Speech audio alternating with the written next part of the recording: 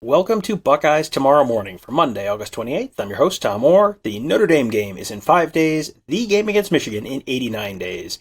Yes, it is officially game week in Columbus. The number 2 Buckeyes will face number 5 Notre Dame this Saturday night in Ohio Stadium.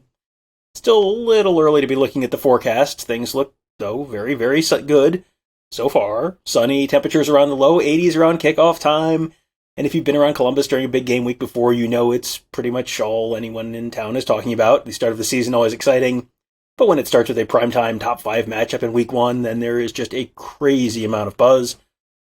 All this means you as a Buckeye fan probably don't need too much extra encouragement to be excited, but just in case you need a little extra shot of energy on a Monday morning, Tony Gerdeman is here with more of his 100 things to be excited about for the Buckeyes this season.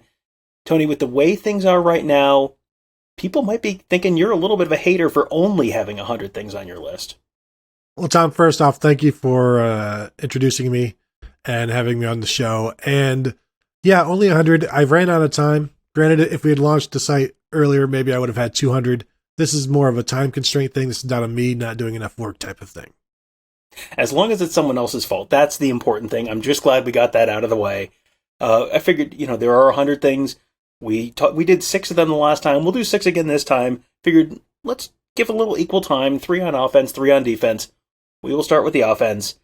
And, I read this one and I was like, yeah, I think this is probably something that people are, probably identified on their own as something to be excited about. But just in case they didn't, the consistent precision of C.J. Stroud throwing the ball.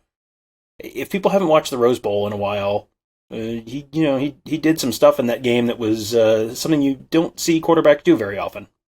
Yeah, and the pass that I cited there is the late touchdown to Jackson Smith-Njigba, which everybody remembers, down the sideline, exactly where it needed to be. And remember, we're watching it and just thinking, did that actually happen? And of course it did, because those two together are dynamic. But the throw, the only place it could be, the catch, the feet got down, but that's not the only example. Like during the season, there's tons, but some of them have. Another one that went viral is the throw against Indiana down the middle of the field over Micah McFadden, the linebacker, like into triple coverage, but in a place where only the receiver could get it. And just those kinds of things that make you just be silent for a second. And then you're like, holy crap, did that just happen?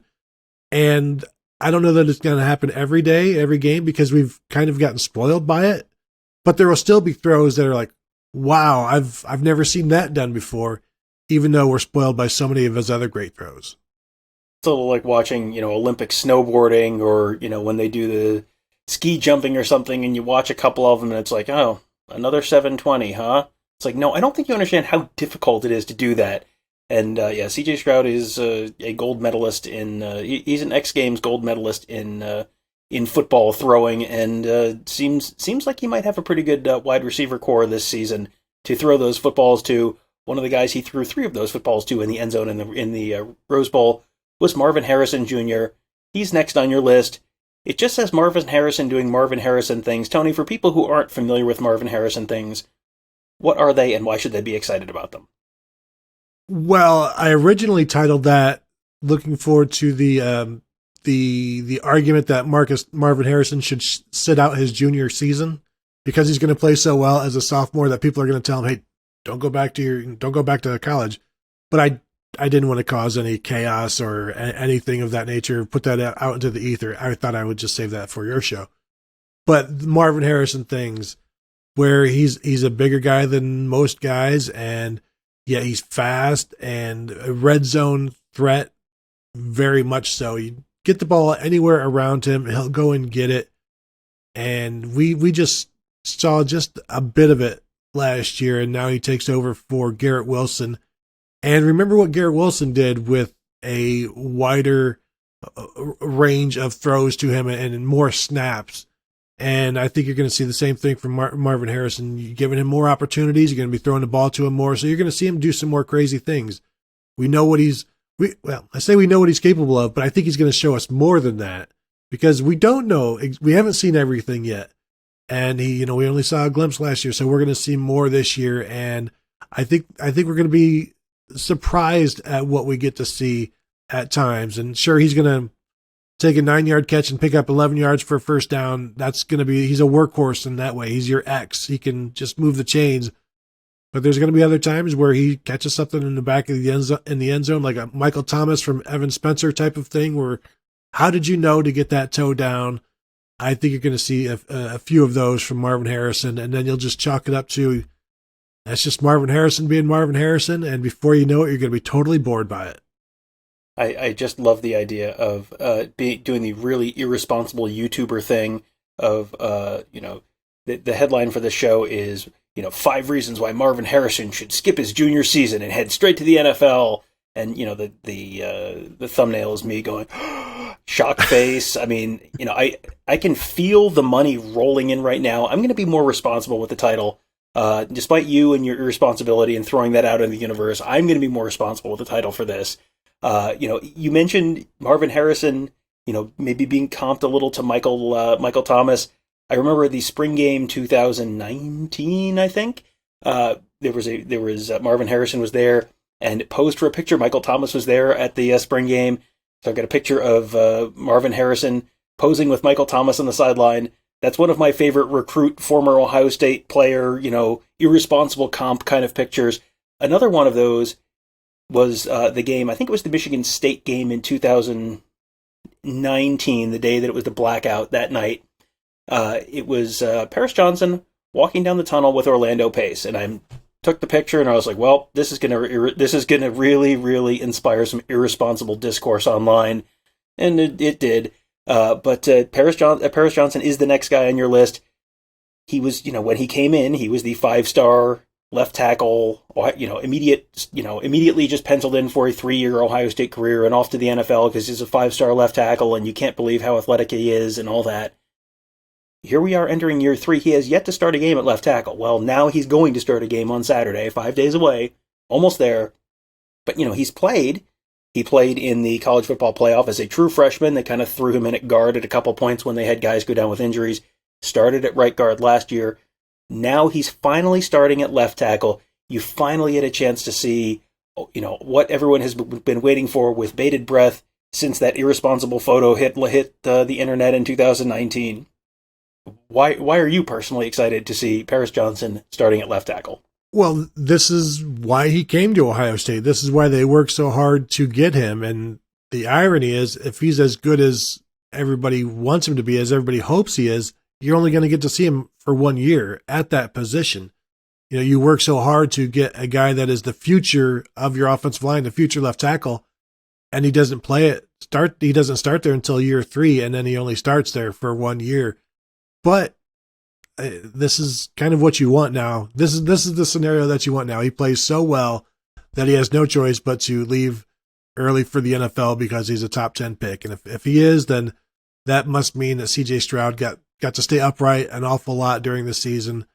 But yeah, this is something every few years there's the next this, the next that, the next great offensive lineman at Ohio State. Paris Johnson has been the next great left tackle at Ohio State since he's probably a junior in high school. And now it is finally here, 4 or 5 years down the road. And so let's enjoy it, assuming it goes well, which I think everybody thinks it will. But this is something to watch, something to look forward to, something to get excited about when the next guy finally stops and finds his home. Well, and there's been a lot of excitement on the other side of the ball, too, switching to defense. Along the line, they've got 4 guys who are second-year players who there is a ton of hype around. JT Tuimoloau, Jack Sawyer, Mike Hall, and yes, Tyleik Williams. Tyleik Williams, who Ohio State fans last year could not believe was not getting on the field more. He made some big splashes in very limited duty, but just really, the coaching staff just felt he wasn't kind of physically and mentally ready to do more than that last fall. Well, now, sounds like Tony might be ready for more than that, because you said Tyleik Williams getting 30 snaps a game. Yeah, and 30 is probably high, but hey, get excited if it happens. I think he played, 2 snaps against Michigan last year, to give you an idea. And, when he was in there, he would flash, and when he wasn't, you heard complaints like, why isn't he playing, from on Twitter, from, in the press box, everywhere, is like wondering why. And then, you get the answers he can only go for 2 or 3 plays at a time, maybe 2 plays at a time, and you can't have a guy out there if you're gonna have to pull him out, especially against teams that are running no huddle, because you can't get him out unless you call a timeout. So you have to be comfortable with him being stuck out there, or you put him into situations where he can't be stuck out there. You put him out on a 3rd down or something like that, or 1st and long, where things, you should be able to get him back out on the sideline in a couple of plays. But now he's worked hard to get into shape. He's changed his body a little bit. He was a pass rusher last year. He has focused and worked hard to become a better run defender, as Larry Johnson has really had him working on that and honing those skills. And so he's a more well-rounded player. Can he get 30? I mean, you look at the three technique defensive tackles, and it's him and Teron Vincent basically. Jaden McKenzie may be in there, but how many snaps is he going to get? Mike Hall can play both.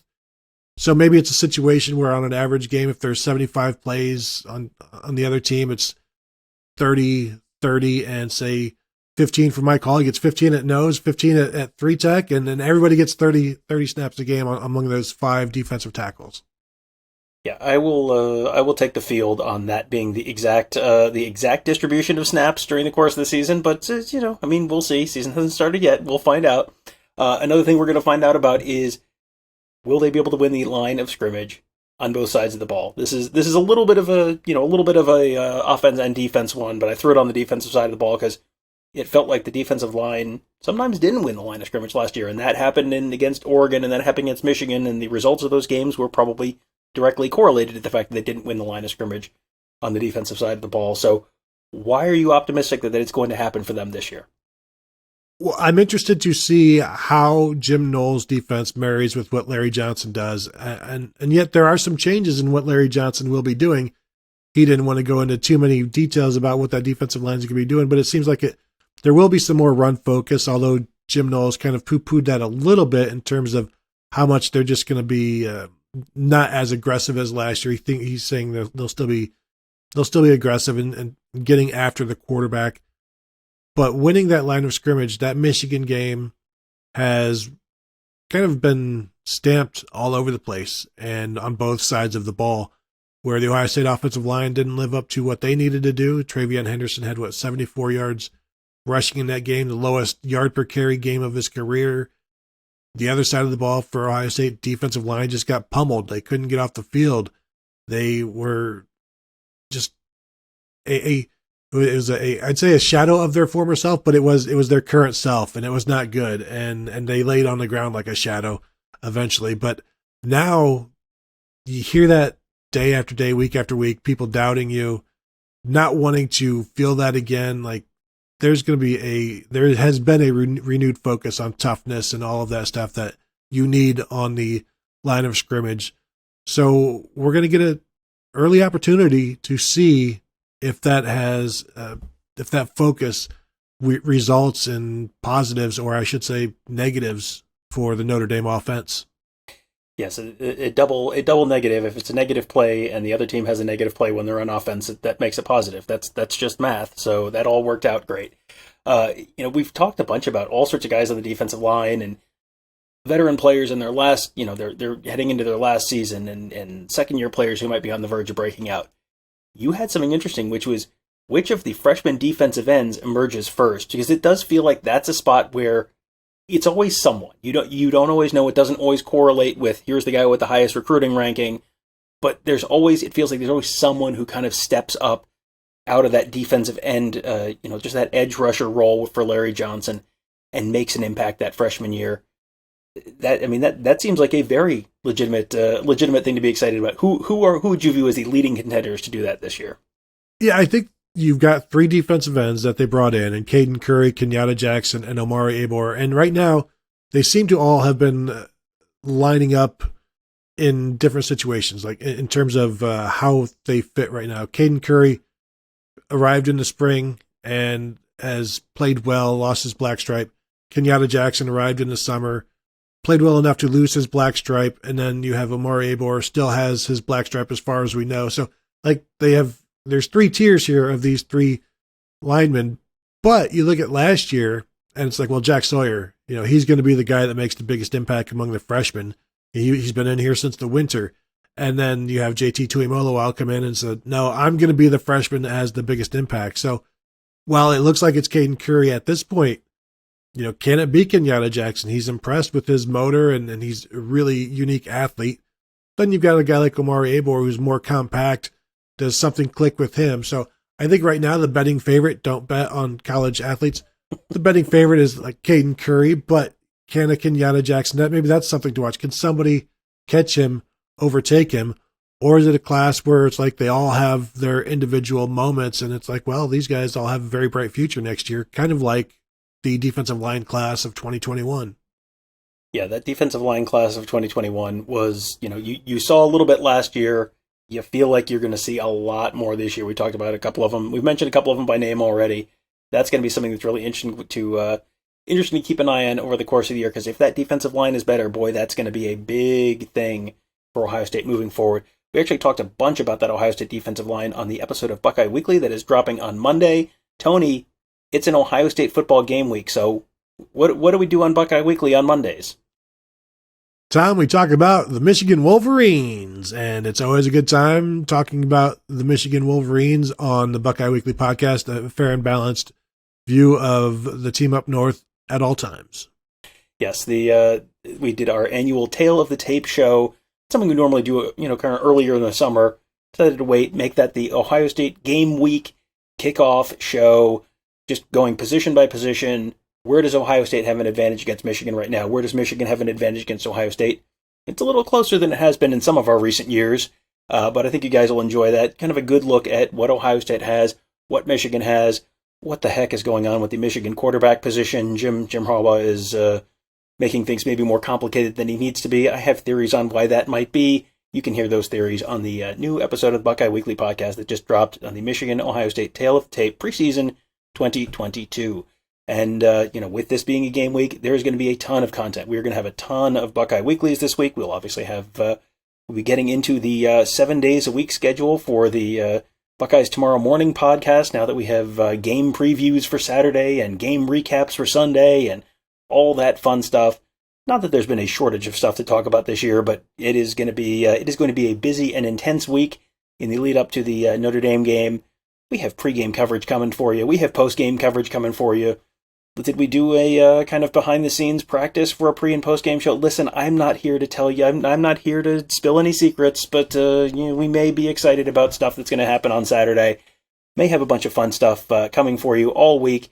Where can you find that stuff? Well, I'm so glad you asked. You can find it at BuckeyeHuddle.com. That is where Tony and Kevin Noon and I work and cover the team. Mark Givler, Alex Gleitman, hard at work covering the recruiting end of things. Alex has had a couple big scoops come in the last couple days. Had a big one sort of last week on one 5-star defensive end who is going to be visiting for the Notre Dame game this weekend. Had another one that just dropped on Sunday night about another huge defensive end prospect visiting for the Notre Dame game. You can find that information all on the insider board at BuckeyeHuddle.com.